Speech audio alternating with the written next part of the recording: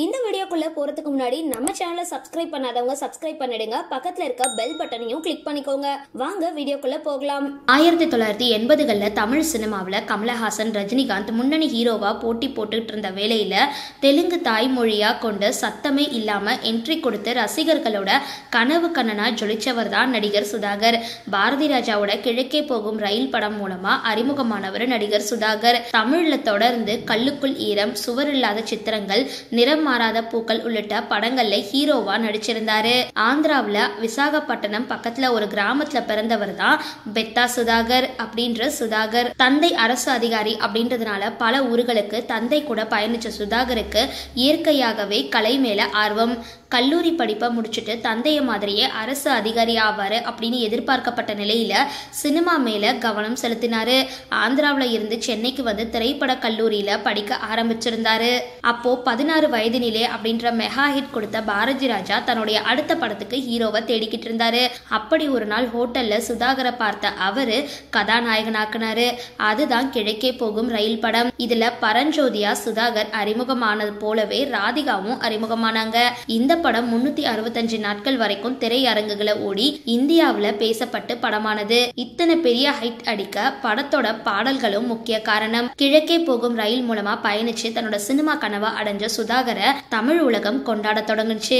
இதுக்கு காரணம் அடுத்த ஆண்டே மாந்தோப்பு கிளியே, பொண்ணு ஊருக்கு புதுசு, கரை கடந்த உருத்தி, நிறம் மாறாத பூக்கள், சுவர் இல்லாத சித்திரங்கள், சக்காலத்தின்னு மாதம் சுதாகரோட திரைப்படங்கள் வெளியாகி இருந்தது. 1980ஆம் ஆண்டு மட்டும் சுதாகர் நடிப்புல 13 படங்கள் வெளியாகி இருந்தது. வருடத்திற்கு 7ல இருந்து 13 படங்கள் சுதாகர் நடிப்புல வெளியாகிட்டு இருந்தது. தமிழ் சினிமால அடுத்த உச்ச நட்சத்திரமா வரப்போறது இவர்தான் அப்படின்னு திரையுலகம் முழுவதும் பேசப்பட்டிருந்தது. சுதாகர் ராதிகா ஜோடி மக்கள் மத்தியில நல்ல வரவேற்பை பெற 2 பேரும் சேர்ந்து 11 படங்கள்ல நடிச்சிருந்தாங்க.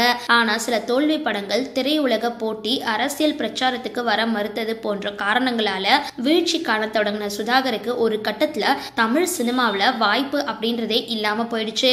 தமிழ் சினிமா ஒதுக்கினாலும் அவரோட தாய் மொழியான தெலுங்கு சினிமா அவருக்கு வாய்ப்பு கொடுத்திருந்தது. தெலுங்கு சூப்பர் ஸ்டாரான சிரஞ்சீவி சுதாகரோட ரொம்பவே நெருங்கிய நண்பர். சிரஞ்சீவிக்கு முன்னாடியே தமிழ்ல சுதாகர் முன்னணி ஹீரோ அப்படின்னாலும் அவர் ஓய்ந்த காலகட்டத்துல தெலுங்குல சிரஞ்சீவி முன்னணி ஹீரோவா வளர்ந்திருந்தாரு. இதனால வாய்ப்பு இல்லாம தவிச்ச தன்னோட நண்பன் சுதாகருக்கு சிரஞ்சீவி வாய்ப்பு கொடுத்தாரு. ஆனா நாயகனா இல்ல காமெடியனா, வேறு வழி இல்லாம உடல் எடை கூறி குரலை மாத்தி காமெடியனா நடிக்க தொடங்கினாரு. அதுலயும் ஹிட் அடிச்சாரு. வருடத்துக்கு 10 படங்கள் சுதாகர் இல்லாம வெளியாகாது. தமிழ்லயும் அதே பாணிய பின்பற்றி இருந்தாங்க. வில்லன், காமெடின்னு ரஜினியோட அதிசய பிறவி போன்ற படங்கள்ல நடிச்சிருந்தாரு. சிம்புவோட காதல் அழிவதில்லை நடிச்சிருந்தாரு. 2018ல சூர்யாவோட தானா சேர்ந்த கூட்டம் படத்திலையும் நடிச்சிருந்தாரு. அதுவே சுதாகரோட கடைசி படமா அமைஞ்சிருந்தது. கடந்த சில ஆண்டுகளா உடல்நல கடுமையாக பாதிக்கப்பட்டு உடல் உள்குலைஞ்சு ஆளை அடையாளம் தெரியாம மாறியிருக்காரு. தமிழ் உச்ச நடிகரா ரசிகர்களோட கனவு ஹீரோவா இருந்தவர் வயது முதிர்ந்த தோற்றத்தினால ஆள் அடையாளம் தெரியாத அளவுக்கு தினம் உடல் நல பாதிப்பால கடுமையா அவதியுற்று வராரு. அவரோட சமீபத்திய புகைப்படங்கள் வெளியாகி ரசிகர்களை அதிர்ச்சியும் வேதனையும் அடைய வச்சிருக்கு. சரி, இந்த வீடியோ பத்தின உங்களோட கருத்துக்களை கீழே கமெண்ட் பாக்ஸ்ல போஸ்ட் பண்ணுங்க. வீடியோ பிடிச்சிருந்தா லைக் பண்ணுங்க, ஷேர் பண்ணுங்க, மறக்காம டிபி காபி சேனலை சப்ஸ்கிரைப் பண்ணுங்க.